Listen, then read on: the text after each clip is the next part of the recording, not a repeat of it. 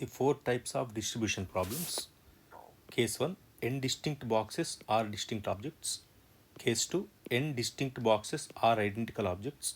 Case 3, n identical boxes are distinct objects. Case 4, n identical boxes are identical objects.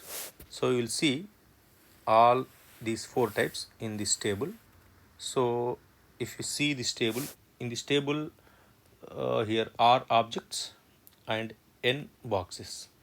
So here r distinct objects can be placed in n distinct boxes in r power n ways.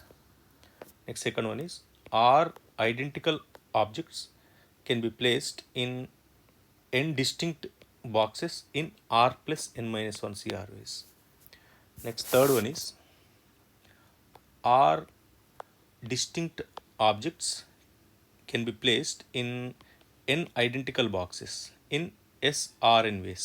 So this is Stirling number concept. This is not there in JEE portion. Next, fourth one is R identical objects can be placed in n identical boxes. To solve these type of problems, we will use generating functions concept.